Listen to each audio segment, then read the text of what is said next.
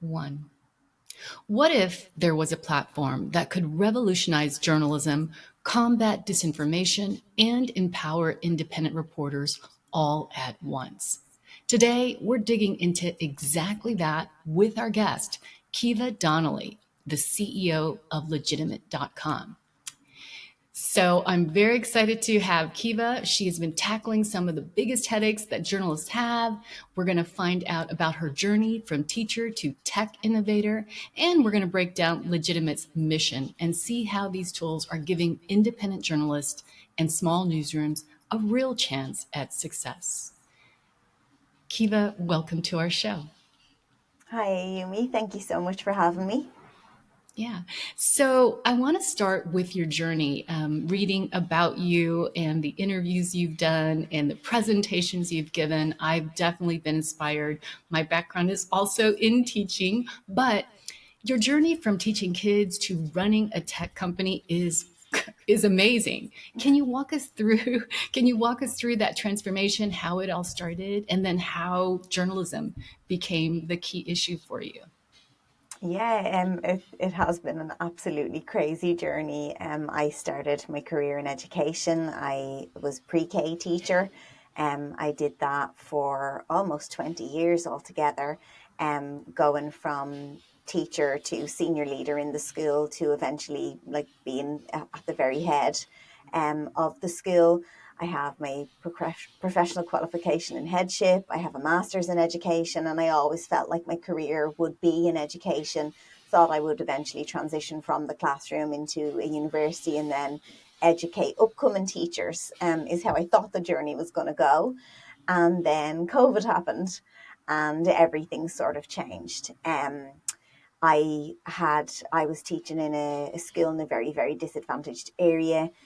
COVID was very, very concerning for me because I knew that the children that were coming to me um, relied basically on the school for food, for hygiene, for everything. We did their hairs, we brushed their teeth, we like everything. And when that was removed during COVID, it was very, very concerning.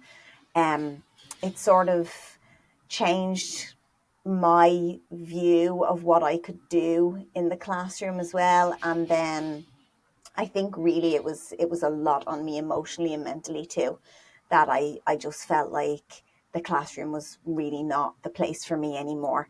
And that some new, fresh, energized young teachers could come in and take over that. And at the same time, then myself and my husband, who is the co-founder and CTO of Legitimate, had started looking at this idea. It was initially something to do with disinformation. We were looking into how you could combat disinformation. Neither of us have a background in journalism. We don't have friends or family, or we didn't at that time have friends or family who were journalists. We've now become friends, really good friends with a lot of journalists. But the two things happened at the same time. So that was just how I started into Legitimate and into starting to build the company. That is an exciting, exciting transformation, if you will. That word is overused, I know, but you're saying that you and your husband, Gerard, yes? Mm-hmm. Mm-hmm. Okay, have no experience in journalism, but clearly you have a kind of a dedication, a commitment to it. What did you see was wrong in journalism at that time that inspired you to go after this mission? Yeah, so we actually came at it from the other side. Initially, we were looking as consumers of news, and we were looking at family members who were consuming news that was very misinformed. They were going down rabbit holes of disinformation. We had very good friends of ours that got caught in really bad places online.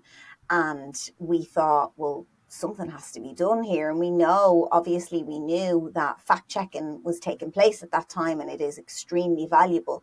But in the situations that we were looking at, there was nobody coming to us after sharing links with us, 2 weeks later to say, actually, they've been fact checked and they're not correct. So, the fact checking has to take place, but it wasn't taking place immediately. There was no way for it to be happening as the links were being shared.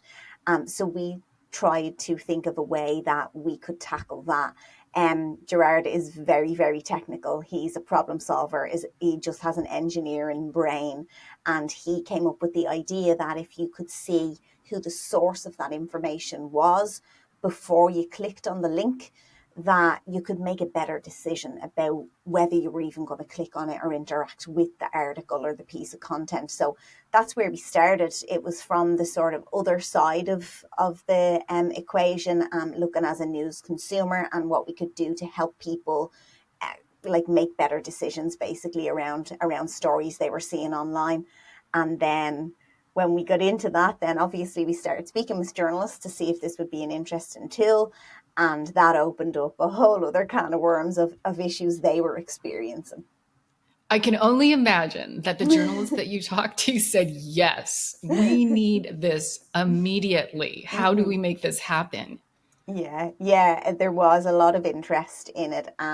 What we also found then that there were other issues that journalists were having, just really with technology that wasn't really being developed for them. They were trying to fit other pieces of technology into their day rather than technology being built for them. And we thought, well, if we want to get journalists on board, in order to combat disinformation and do what we want to do, why not incentivize them by building all these tools? Again, Jared is a technical genius, so he can just whip things up, and he was able to build out this whole suite of tools. Then we sat down with a number of the journalists who had been really supportive of us from the start and said to them, okay, you'll open your laptop in the morning.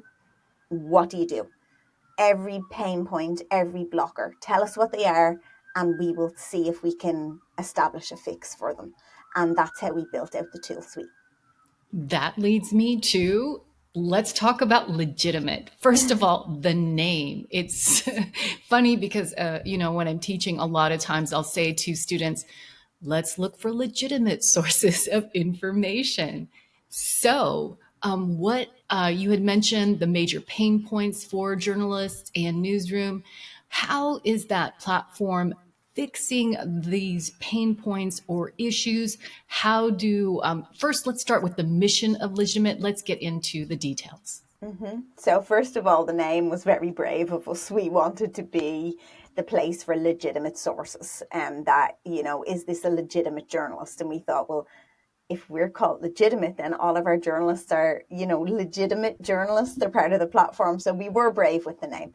And I think when you're starting a company and when you have such a big vision and a really strong mission, you can be brave because we really do believe it. So we thought we will take the name and we'll just go with it.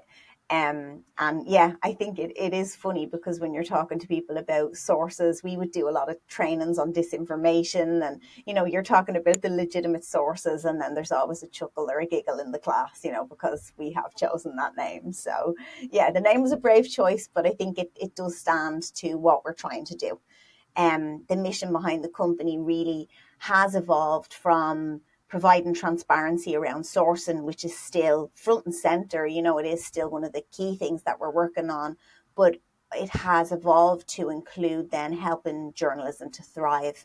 We have gotten so ingrained in this space now. We have made so many friends within the industry. We've been working with really small, hyper local newsrooms, really small local newsrooms, non-profit newsrooms, newsrooms that represent underrepresented communities. And we've really built on our mission to just support them and enable them with the technology that will then help them to thrive and keep getting stronger, because we just really do believe that every community deserves a news source that is reputable, that they can rely on, and that journalism really does touch on every aspect of society. So it is such an important thing that we really didn't know before we got into the industry. We didn't understand the critical role that it plays. So, walk me through, if someone wants to sign up, how do they do it? Where do they go? What are, Yeah, do they, yeah. I can touch on the tools as well, but there are a lot of tools because what we have done is over the last 4 years we've been working on this. So we have built out tools based on what our newsrooms and our journalists need. So just as an example, over the last couple of months, we built out a feature for journalists to be able to download their archive of work. So in that, and that was in a response, direct response to journalists being laid off, the website coming down, and them losing everything. So if you have a profile on our system, then you can go in and download your whole archive, and you'll have it there as a PDF or in Word format, so that no matter what happens, you will have that work. It's your work. You should always have it. So that's just how we've built out all of the tools, and that's how we've ended up with a whole range of tools, because when our newsrooms need something, if we can do it, we'll do it. Um, yeah, but just to answer your question there, in order to sign up to the platform, you just get onto legitimate.net and sign up, and it's free. Most of our tools are free. We have got a premium plan which offers like 10 hours of transcription and additional AI and different bits and pieces. But we wanted to make sure that a lot of our tools were free and will always be free, so that that's not a barrier, because a lot of budgets, small newsrooms don't have huge budgets, journalists don't have huge budgets. So, I was just about to ask about cost mm-hmm. because I have been signing up for numerous tools to, level up, if you will, and learn about tools that can help me be more productive and Mm-hmm. all of those things.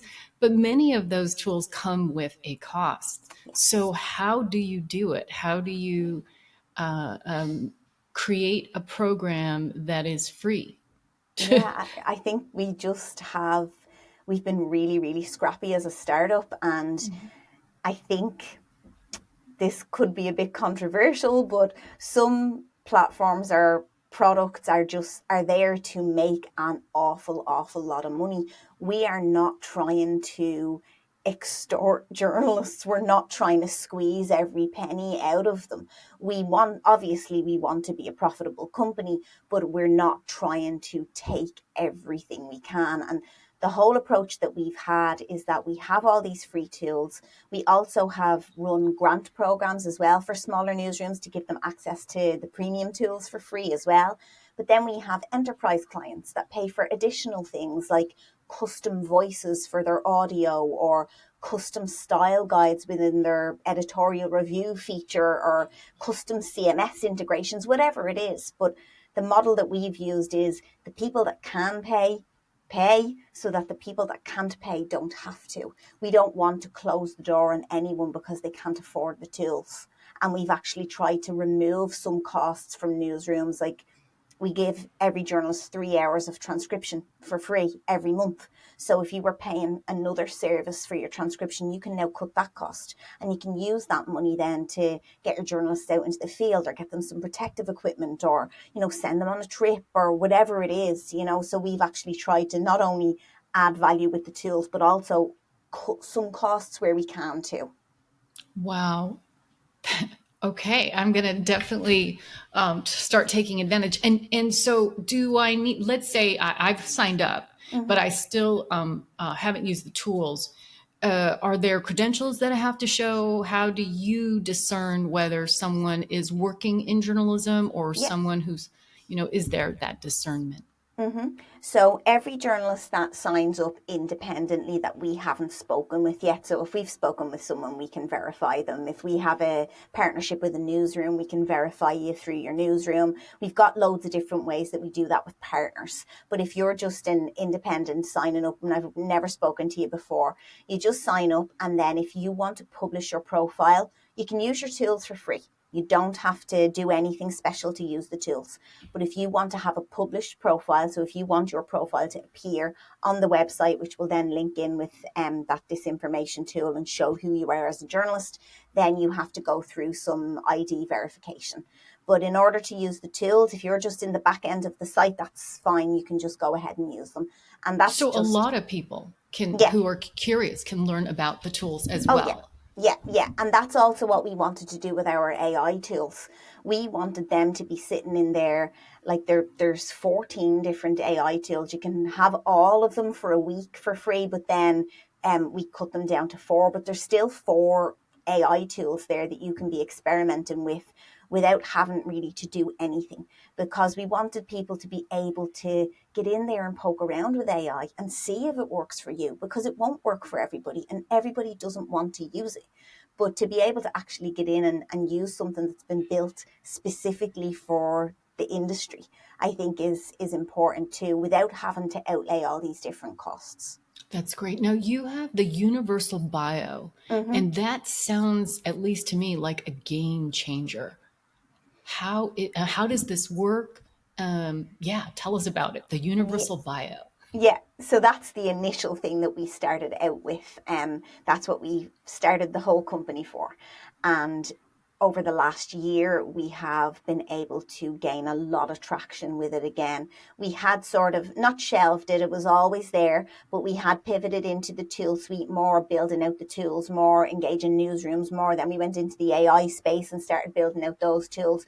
But over the last year, with it being such a huge election year globally, so many people voting this year, the bio became more important again. So we were able to build out relationships with some government bodies. So we have a really strong partnership with the EU. We're part of their code of practice on disinformation. We've been involved in all of their election groups and all around the bio, and the same with the Australian government. So the bio is basically what I was speaking about at the start. What we wanted to do was show who the author of content is, no matter where that content is shared.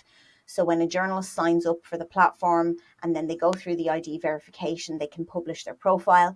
And then that profile is what we use to sort of integrate that universal bio across the internet. So it means anywhere that a link that you have written is shared, whether it's you that shared it or your next door neighbor or someone down the road or some random person on Facebook, whatever it is, anywhere that link appears, we can pop up a little card, and it's like a playing card. It looks like a playing card, and it shows the author's image, it shows where they have been published, it shows, any accreditations, affiliations they might have, links to their social platforms if they want that included, and then some of their latest content, so that you can then, as a user, as a news consumer, you can see, this is the journalist, this is what else they've written, will I now click on this link?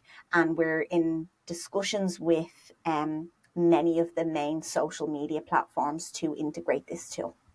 That's pretty amazing because, and I'm just thinking about, many of the major AI tools like ChatGPT or Claude or Gemini and so on.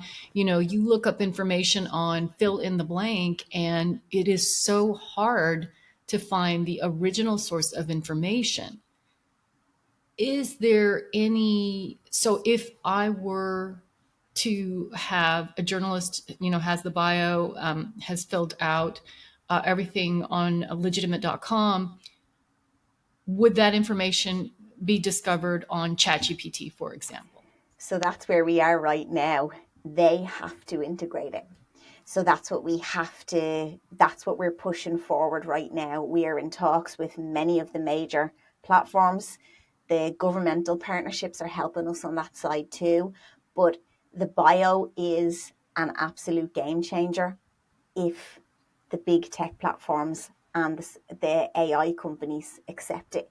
If they don't accept it, there's no way for us to make it work. They have Really? to integrate it. So that's what we're currently working on. And we have a number of really big publishers that have onboarded as well, which we're hoping will leverage them a little bit more. But any help on that side, any of your listeners that can push that forward for us Yeah. would be it would be really, really helpful, because there's a tool sitting there. A lot of those companies are saying, yes, we're doing everything we can, we're trying our best. We have a tool and it's right there and it's ready. So if they were to integrate it, it would fix the issue with citations within the AI models, and attribution within AI models, as well as then across social media platforms. Anywhere basically you see content links, our bio could be appearing. Do you hear that, listeners? We have this opportunity. So if you know of someone or you know how there can be an effort to integrate this great tool into the AI tools that many of us use and many people use for information, this is a great effort that's underway. I have noticed certain AI tools. I've been using Monica lately, and they are doing more with listing sources. Mm-hmm. So it does seem like the industry, the larger industry, if you will, they're starting to pick up cues that yes, people want a lot of information, they want accurate information, but they also want to know where it comes from. Mm-hmm. Yeah, So yeah. it seems like that is starting to happen. So let's talk a little bit more about fake news. It is a massive problem, and it is a globally massive problem, especially during election years, as we've seen internationally. How has legitimate jumped into that fight? You've talked about a little bit, but how do you stay on top of that? Do you start to build out or bring attention to, okay, there's an election happening here, so how do you move forward on that? Mm-hmm. It's a huge problem across the globe. We see in elections already. Nigeria's elections were severely impacted by fake local news sites that popped up and were just spreading disinformation. See it again in, I think it was Pakistan's election was riddled with fake news. I think every election that has happened across the world has had fake news and disinformation, misinformation impacted. So it is something that has to be tackled, and to stay on top of it is a real joint effort. And that was what was really, really nice about working with the EU in their code of practice on disinformation. The group there is very different. There's different organizations all working together. So you had all of the major tech platforms represented. Then you had a lot of fact checkers. You had people working in civic organizations. There were different groups that were all trying to help each other, and that joined up approach, I think, is the only approach. Nobody can do this on their own. And even within the fact checking space in that EU group, there was numerous fact checkers from different countries or from different communities that were all coming together to try and tackle it, because no one group can do it all. The people that are out there trying to spread mis and disinformation are really highly technical. There is a huge effort on their side. So we need to have a huge effort on our side too. So I think it's getting different people represented, different groups, different types of technology, but all with humans at the center, sitting in a room discussing, what did you find? What have you seen? And how is this all working? What can we do next? Speaking of stakeholders, Legitimate has teamed up, I understand, with universities. Mm-hmm. How is that partnership going, and what does it entail, and who's involved so far? Yeah, we have over 30, I think maybe we're up more now at this stage with universities, and we're doing everything really with them, with the journalism schools. The initial concept when we were only starting out was that because we offer the profile, it's like an archive of the work. It's a portfolio for students. So the portfolio feature was all we really started out with for universities, and that was attractive enough. It was getting students to upload their work, and we have like blogging features and different things in there so they could create content in there, start building out a portfolio for themselves. And then the more we developed the technology, the deeper our relationships went with the universities, and now we offer training across multiple different areas. We do training on disinformation, we do training on AI, we look at entrepreneurial journalism is another area that we would go in and speak on, and basically whatever the university feels is appropriate for their students, we can go in and cover it. And as I said, the tool suite is very comprehensive, so basically any issue that their students are facing, we usually have some sort of a tech tool to address that. And just to be clear, with the universities that have partnered, are they paying a premium or No, are they're not? no, it's all free. Again, like How is this student possible? student journalists are not going to have extra money, you know, and Yeah, that's not, again, as I touched on before, we're not trying to squeeze the industry and trying to make a fortune out of it. It's something that we believe in so strongly, and we have been in a position to be able to do this. We've been given a couple of grants ourselves, like innovation grants, and then we have received funding. So we've been able to do this at no cost for the universities and at no cost for the students. So, and we give every student all of the tools for free, obviously the free tools, but we also give them the premium access for a year whenever we partner with a university so that they can properly make the decision and see if this is really, really worth the $20 a month going forward. Because if it's not, well then just drop down and just use the free tools, you know. And right. but if it is, if it's worth that $20, well then you already know that it's worth it because you've worked with it for a year and it's made a difference in your work. That is exciting to learn about. I remember I had a sales pitch from a company that offered, great AI tools for education, and students would have to sign up for it. But the problem was that each student would have to pay, Mm-hmm. even though it's $20, it's still $20. That could be a student's food. Do you know what I mean? That Yeah, could be their food for like the yeah, week or whatever. Like that's not us. That's not what we're here for. that's amazing. Let's talk a little bit about the future of local journalism. Local news, as you and I both know, is a lifeline for many communities. That's how they're going to get the weather, the traffic, other things that are happening locally that most times national and international news outlets just don't have time or don't cover. How does legitimate specifically back or support local journalism? Yeah, local news is just such a cornerstone, you know, especially in an election year as well, because that's where they're going to get a lot of their information too. And with local elections happening, you need to know what your candidates are doing. You need to know what's happening in those council meetings. You need to know all of this. And as you said, the big or national news is not going to cover that for you. So we really go out of our way to support local newsrooms. The way we do that is through training on technology. It's through grant funding a lot of the premium tools. Things like the transcription, like not having to pay for that for a local newsroom could be could mean they can employ another journalist, you know. Right. So that's what we try and do. And again, we listen to their feedback and we build tools to support them. So one of our local newsrooms wanted to offer their audience audio versions of their articles, and the quote that they got from another technology company was extortionate.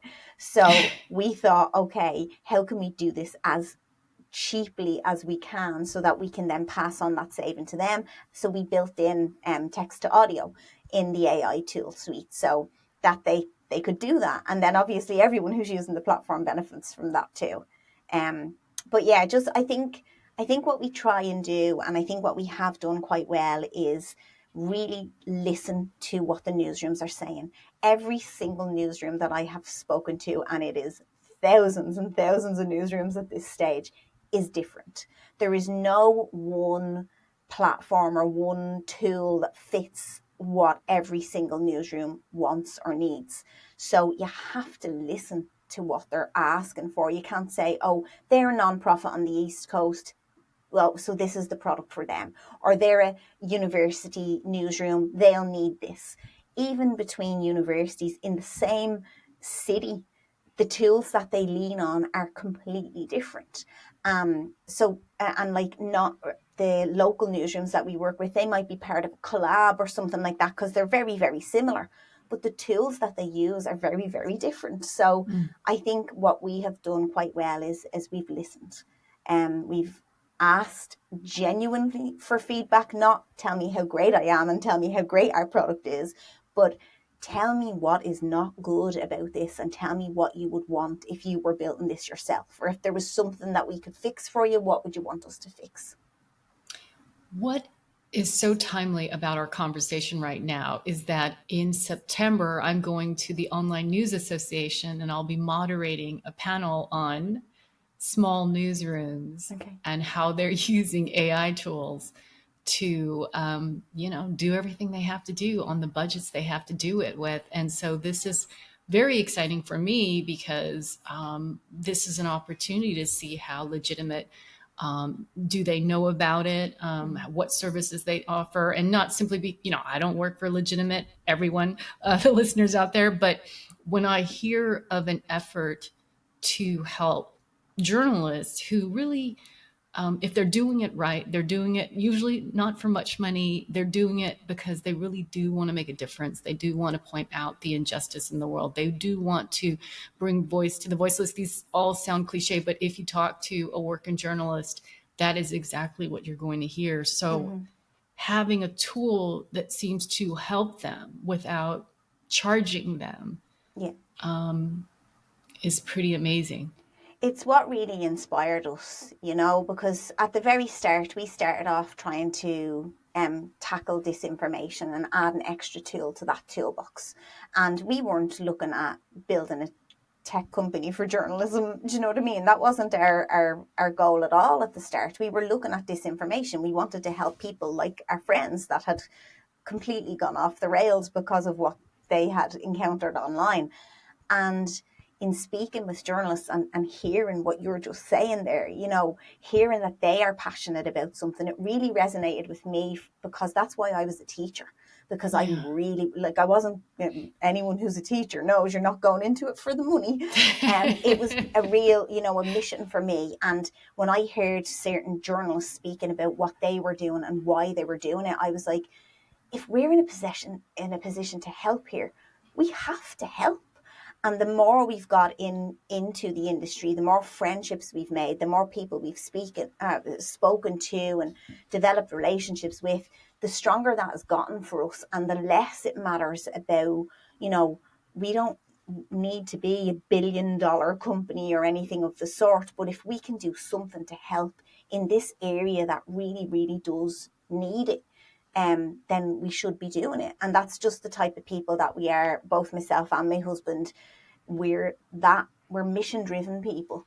We're not, Yeah. we're not looking at revenue, because again, if you were trying to make a fortune from journalists, you're in the wrong space. Go and sell your Exactly. technology somewhere else, because you're not going to make $1 billion company in this space. But if you can do something to help and support, and we have been so fortunate, we've worked with journalists in Ukraine, we've worked with journalists in Nigeria and South Africa and the Middle East, and then all across the US and UK, Ireland, Europe, but we've seen people that are really trying to help and really trying to make a difference, and we just want to help too. Yeah. What advice would you give to journalists who are just getting started with AI tools? I think get out there and try them. I think that would be my biggest piece of advice, is don't be afraid. Now obviously read terms and conditions, make sure what you're putting in is not being taken from you. There are a lot of tools that are doing that, and they're doing it in a very sneaky way. So just be very, very, be careful with the tools that you use, and make sure you read before you use. But I think there's a lot of hesitancy in the journalism industry. And what surprised me from our university trainings was that there's a lot of hesitancy among young people. I thought student journalists would be way more willing to jump in and try this new tech, because young people usually do try all the new technology before, like us. So, but it wasn't the case. That there was a lot of reluctancy, there was a lot of, questioning, and do I really want to do this? But I think unless you try out and see the potential, because there are a lot of issues with AI, but there are huge benefits to using it too. Like to be able to drop in a document of some sort of a governmental thing that's thousands or hundreds of thousands of pages long, whatever it is, huge documents, and get it in some way summarized for you. That's a game changer for a journalist, because you're not obviously going to go and just publish what the results of that summary are, but it could give you some little flags to then start digging deeper on, but that potential there. There's huge potential. The text to audio, the audio to text, there's loads and loads of different uses. But I think the biggest piece of advice would be to try it out. Don't be afraid. Don't just close the door on all of the technology, because some of it is not ethical and some of it is being used badly. Experiment for yourself and see what's out there first. I love that. And just a couple of notes on that. You can go into settings for a lot of these different tools like ChatGPT to turn off their ability to use your information to feed Mm-hmm. the data machine, which is, deep learning and all of that. So that is great advice. The other thing I would say to add to that is, so in fall of 2023, I was teaching at UC Berkeley doing a guest lecturing, and there at that time, Berkeley was not using AI tools. So I think that for journalism students, who are at these top schools, who are learning, traditionally taught journalism, they are finding, well, if I use AI tools, does that mean I'm cheating? Mm-hmm. Mm-hmm. Yeah, that is something, and that's even in our conversations with newsrooms. Sometimes they're like, "Well, should I disclose that I'm using this, or What's the what's the policy?" And again, for on our side, we're like, we can't advise you as to what your policy is. It's completely dependent on what your own approach is. But then some newsrooms and students and journalists that we speak to just say, well, they wouldn't disclose if they used like a transcription, because that no, a reader wouldn't care if an interview had been transcribed for them. That doesn't really make a difference to the story. But transcription, if you're using, a speech to text, that's AI. So are you Right. supposed to then disclose that you've used AI there? It's so tricky. It is very, very tricky. Um, It's definitely a discussion that people are now, in the industry are starting to have. I remember talking to a professor recently, and he was saying that, yeah, what do you disclose? What do you, because so many of the tools, I mean, if you're using Grammarly, yeah. AI components, if you're, doing an email now, you've got, Google now says improve, or Yes. Yeah. so there are all these other options. Oh, and the other thing I noticed on ChatGPT just recently, and I do pay the $20 a month for it, but they gave me an option to do a temporary chat, Oh. which is kind of like an incognito window. And it says, like, okay, if you use a temporary chat, we're not going to remember this conversation. We're not going to pull from anything that you've shared with us already. And we're not going to be feeding, the Mm, large language model. mm, yeah. So That's that was an that's also a reminder that when you don't use the temporary chat, that you are. I think that is actually another great reveal for them. Yeah, but they Mm, are listening, it seems, yeah. to the concerns from people, the ability to go incognito, if you will. That could be Hmm. another bonus for people who are thinking about trying it, but are worried Yeah. about, being listened to or Yeah. having everything that they've shared. Yeah. So, how do people get involved? You've talked a lot about this effort, this mission where journalists are not having to pay, small newsrooms are not having to pay. But what if listeners and others want to support legitimate? How do they get involved? Well, we're always just trying to grow our community. We're always trying to grow the user base and get people on the platform using the tools, and then emailing us and saying this is really good or this didn't really work or whatever it is. We really welcome feedback. We are a young enough company still, so we do really like to hear from our users. So just become user if you can, or interact with our LinkedIn posts or our Twitter posts. We're not hugely active. I'm terrible at social media, but just I think I interacting read a with it. post that you Oh, said, really? yeah, I read that post where you talked about.